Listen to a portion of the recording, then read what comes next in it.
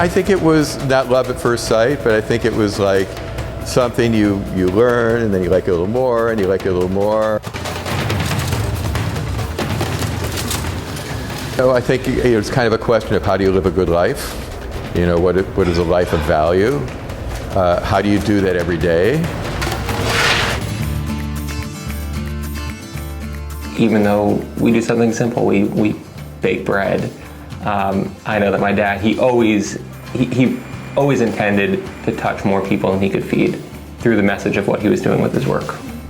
I don't want to call him a dictionary of breads, but he's just got so much information in his head that you can ask him anything about bread and he knows. And he knows someone who knows.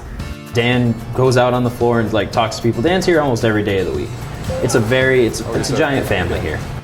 We're making every week 90,000 kilos of certified organic bread, going everywhere.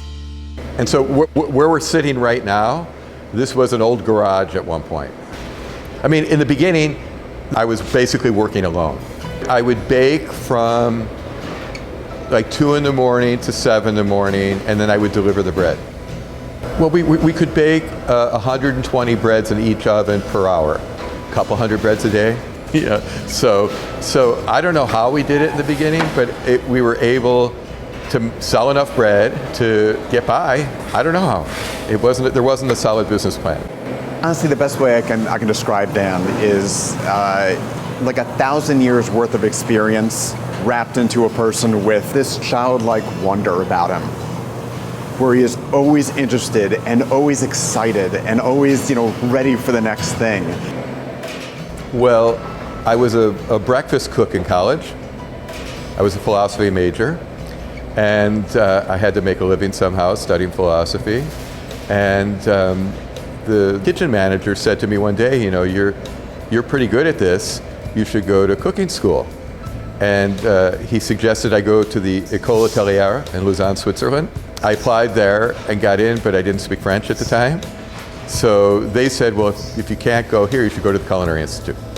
It was maybe a 7 or 8 years of working multiple cooking jobs. At both the Palace and at Le Grenouille, they closed for the month of August.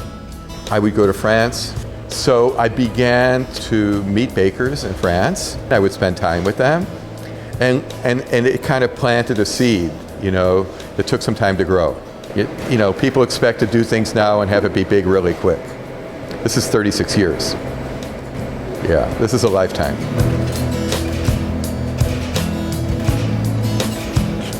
So I was visiting a new baker friend in Paris who had the Lefort oven, Jean Lefort et Fils. Basile said to Andre, as Andre walked down the stairs and came in front of the oven, Andre, this is my friend Dan.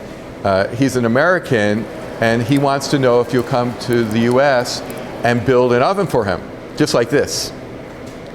And Andre, without missing a beat, said, I'd love to, but I don't have a passport. And who's going to watch my cat and Madame, my wife, in that order? If I'm going to go, I should build 2 instead of 1. It won't take that much longer.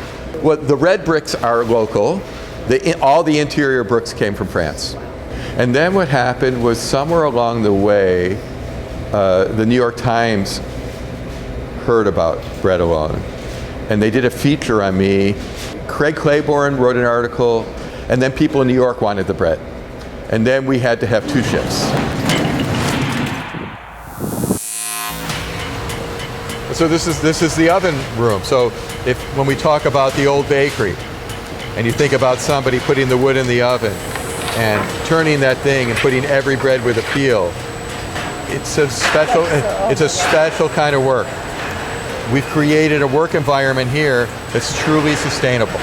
So not only are we working at sustainability in terms of organic farming and our sustainability model, but we're creating sustainable work. We think like French bakers, and we work like German bakers. Every batch of dough has a tracking sheet with the recipe, and all the ingredients get double checked off, and then this follows the dough through the entire process. We're trying to keep our waste down to under, I think it's under 2% now. But if we make, you know, 20,000 kilos of bread in a day, 2% is a lot.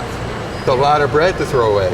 So we give to farms, we give to soup kitchens, we give to nonprofits, we give to all kinds of people.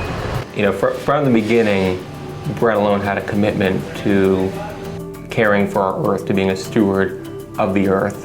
We've made a commitment to get to 100% renewable energy by 2030, and I think we'll get there a lot faster than that. We took our first big step in that commitment last year by constructing a 200 kilowatt solar array on the roof of the bakery.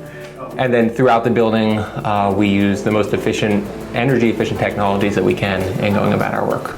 Dan and Nellis' son, as leaders, they recognize that whether it be age, experience, if you have the skills, if you have the ability, they like foster it, and they like want to develop all of their employees, not just myself, but everybody in the plant.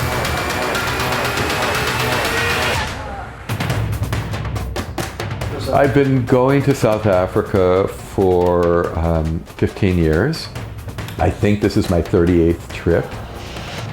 I had gotten this job offer as a consultant in South Africa. It's a company called Pick and Pay. And I just read the book about Gal Johnson and Nkosi Johnson. And Gal runs an organization called Nkosi's Haven. And it's a haven for HIV positive moms who are destitute and their children.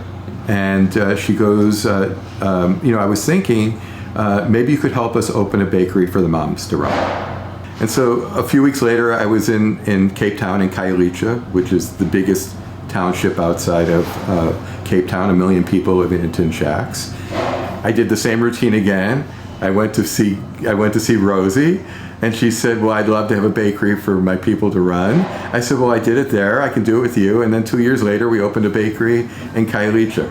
But you know, the kids love it. I mean, you're in a place where, you know, 140 orphans or 150 orphans. So, you know, it's the kids get excited when the bread comes out of the oven. I look at bread in the same context of gardening or winemaking or music making. It's just fundamental to life. And so I look at bread as just one of the great forces of life. Bread's alive. It's a living food. So the scholarship developed as a result of discussions with the culinary. We wanted to create a new level of engagement. I wanted to be more involved with the students. And the idea came up that we could have an ongoing Bread Alone Scholarship Fund. Every class, every baking and pastry class that starts at the school, every student has the opportunity to apply for the scholarship. And it's a way for me to feel good about, you know, giving to the school. And I was lucky enough to get a scholarship when I was a student, so it's full circle.